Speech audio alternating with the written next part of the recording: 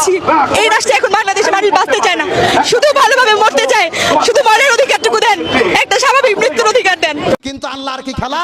যেই হারুন স্যার আলেমদেরকে চরিত্রহীন বললো, আল্লাহর খেলা আল্লাহ আজকে তাকেই তার চরিত্র ন্যাংটা করে উলঙ্গ করে জমিনের মধ্যে দেখায়া দিল।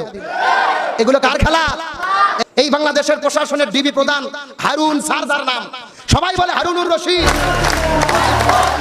গত 30 জুন কোটা সংস্কারের জন্য শিক্ষার্থীদের আন্দোলন শুরু হয়। যদিও সরকার প্রধান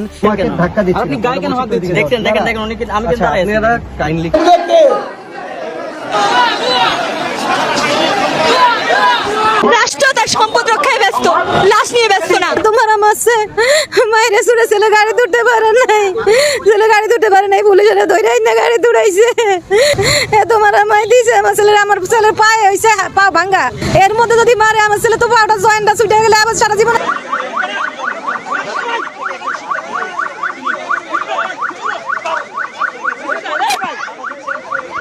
আসসালামু আলাইকুম বন্ধুরা, সবাই কেমন আছেন? আশা করি অনেক অনেক ভালো আছেন। সুপ্রিয় দর্শক শ্রোতা, শুরু থেকে সংবাদ শিরোনাম দেখেছেন, কয়েকটি ভিডিও ক্লিপের অংশ দেখেছেন। সবগুলো ভিডিও আপনাদের সাথে দেখাবো এবং আপনাদের সাথে শেয়ার করব। দর্শক শ্রোতা, আজকের এই ভিডিও নিয়ে অল্প কিছু কথা বলবো আপনাদের সাথে। ইতিমধ্যে আপনারা যে ভিডিও ক্লিপগুলো দেখেছেন, আপনারা দেখতে পারতেছেন ছোট্ট করে ভিডিও ক্লিপের অংশ। আমরা স্বাধীনভাবে বাঁচতে চাই না, আমরা স্বাধীনভাবে মরতে চাই। সুপ্রিয় দর্শক শ্রোতা, এই কথাগুলো যারা বলতেছে ওনারা কিন্তু বাংলাদেশের শিক্ষিত সমাজ এবং শিক্ষক, বিভিন্ন স্কুল কলেজের শিক্ষক।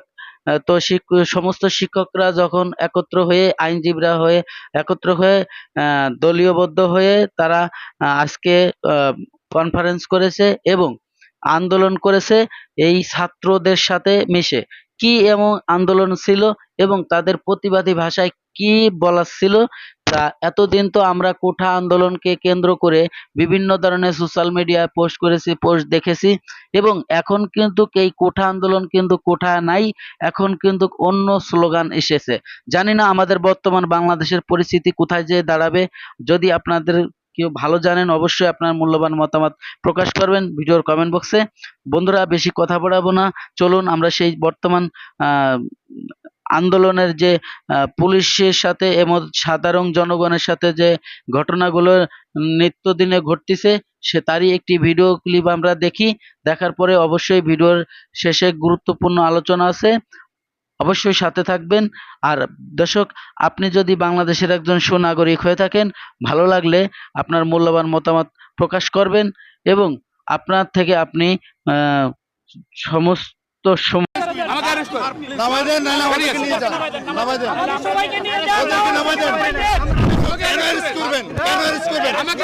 আমাদেরকে জবাবদিহি করে যান, মেরে ফেলেন। একজন জিজ্ঞেস করেন স্যার, আমি বলি স্যার স্যার স্যার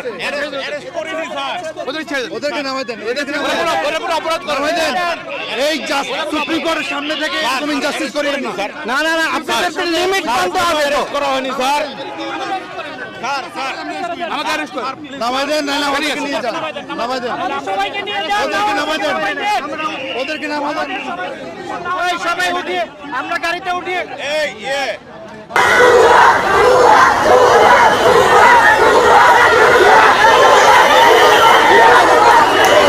আজকে এখানে আমরা হাইকোর্ট মাজার গেটে, এটা এখানে আমরা কর্মসূচি করতে এসেছিলাম। এইখানে আমাদেরকে দাঁড়াতে দেয়নি, আমাদের যেখানে পুলিশ প্রশাসনের লোক, আমরা শান্তিপূর্ণভাবে কর্মসূচি করছিলাম। আপনারা দেখেছেন কারো হাতে কোনো লাঠি সোটা কোনো কিচ্ছু ছিল না।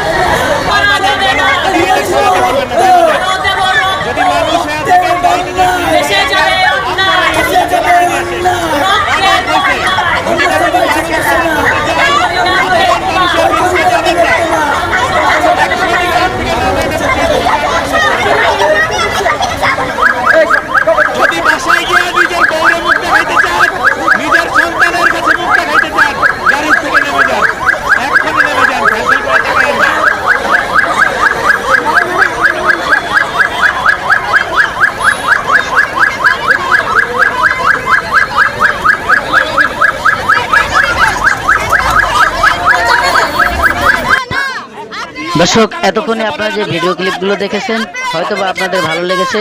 সুপ্রিয় দর্শক শ্রোতা, বর্তমান কোঠা আন্দোলনকে কেন্দ্র করে ছাত্রেরা যে সমস্ত আন্দোলনে অংশগ্রহণ করছে তারই কয়েকটি ভিডিও ক্লিপ আপনাদের সাথে শেয়ার করেছি।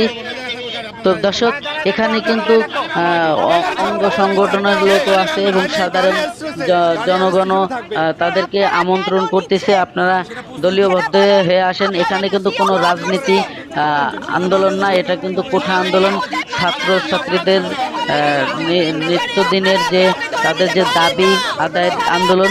তো বন্ধুরা, এখানে আমাদের ডিবি পুলিশ হারুন স্যার, ওনার কিন্তু একটি কথা প্রকাশিত হয়েছে এবং আপনারা স্ক্রিনে হয়তো ছোট্ট করে দেখতে পাচ্ছেন এবং আপনাদেরকে দেখাইছি যে একজন হুজুর ওনাকে কিন্তু খুব ভালোভাবে ওনাকে উপস্থাপনা করছে এবং তুলে ধরছে।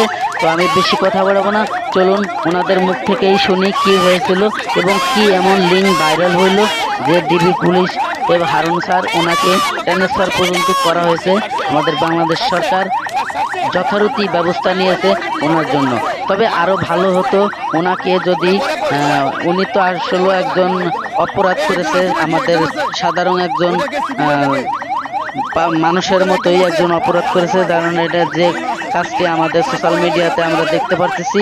আমাদের প্রতিবাদী ভাষা হিসাবে ওনাকে হয়তো ওনার নামে মামলা হওয়া উচিত এবং জেল হাজতে ওনার থাকা উচিত।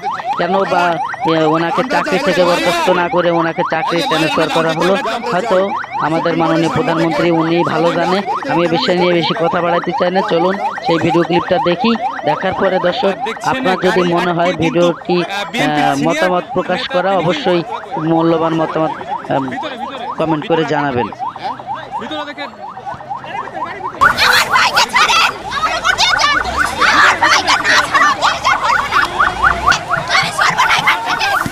আমরা দেখতে পাচ্ছি যাদেরকে আটক করা হয়েছে কিছুক্ষণ আগে, তাদেরকে প্রিজন ভ্যানে করে নিয়ে যাওয়া হচ্ছে এবং পুলিশ কিন্তু দেখছি এখানে একজন শিক্ষার্থী তার এবং দেখছি একজন শিক্ষার্থী তার গাড়ির সামনে দাঁড়িয়েছেন, দেখছি তাকে যেন এবং দেখছি গাড়ির সামনে দাঁড়িয়েছেন একদম, আমরা দেখছি এবং তাকে যেন দেখছি তাকে কিন্তু এখানে ঘিরে রাখা হয়েছে, তিনি গাড়িকে ঘিরে রেখেছেন এবং তার বাইকে ছাড়ার জন্য সে এখানে আটক করছে। আমরা দেখছি তিনি কিন্তু চিৎকার করছেন।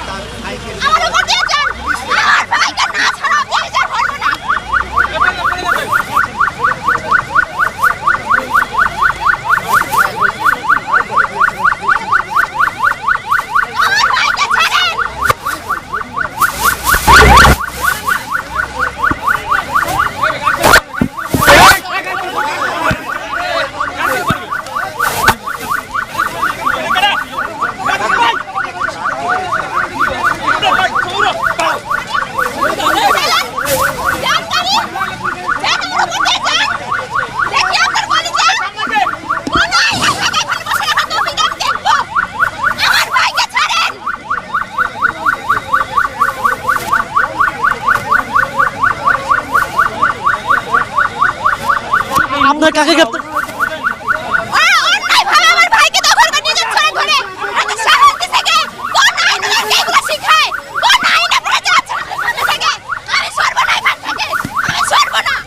দেখছি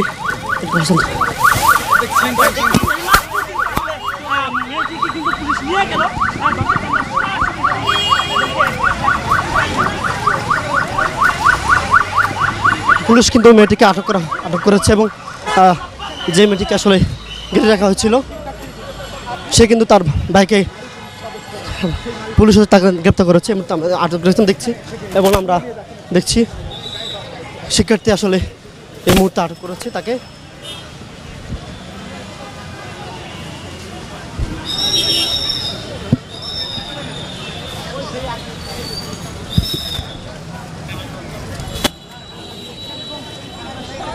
এবং আমরা দেখছি সেই নারী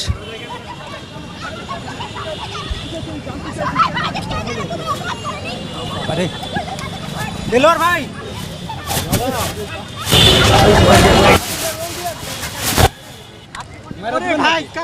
মাইক্রোবায়োলজি ডিপার্টমেন্টের স্টুডেন্ট স্ট্যানফোর্ড ইউনিভার্সিটি।